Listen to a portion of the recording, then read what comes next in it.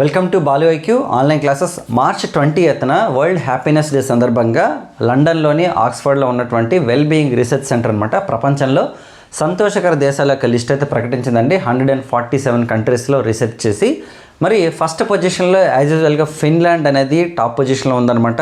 ఇది 9th time అన్నమాట Finland. అందుకని మనం ప్రీవియస్గా క్లాసెస్ చెప్పేటప్పుడు ఫిన్లాండ్ని ఫన్లాండ్ అని చెప్పేసి చాలాసార్లు చెప్పడం జరిగిందనమాట. 9వసారి ఫస్ట్ పొజిషన్లో ఉంది. మరి 147వ దేశం ఏదంటే మనకి తాలిబాన్ల రూలింగ్లో ఉన్నటువంటి ఆఫ్ఘనిస్తాన్ అండి. మరి ఆస్ట్రేలియా, కెనడా, న్యూజిలాండ్ ఈ దేశాల్లో ఏంటంటే 25 years ఆఫ్ ఏజ్ అయితే ఎవరైతే మనకి యూత్ ఉన్నారో వాళ్ళు ఎక్కువగా సోషల్ మీడియాలో టైం అనేది స్పెండ్ చేయడం వల్ల వాళ్ళ క్వాలిటీ లైఫ్ తగ్గిపోతుంది.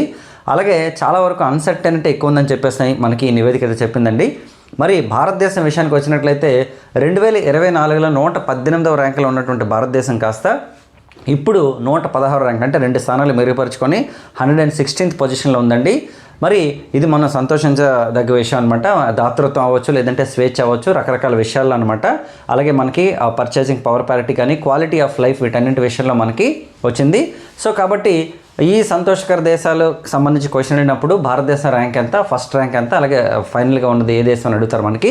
సో కాబట్టి మరి ఇప్పుడు సెకండ్ పొజిషన్లో ఉన్నటువంటి కంట్రీ ఏది, అలాగే నెక్స్ట్ వచ్చేసి మనకి 146 అంటే లాస్ట్ నుంచి సెకండ్ పొజిషన్లో ఉన్నటువంటి కంట్రీస్ ఏంటన్నది మీరు కింద కామెంట్ బాక్స్లో చెప్పండి.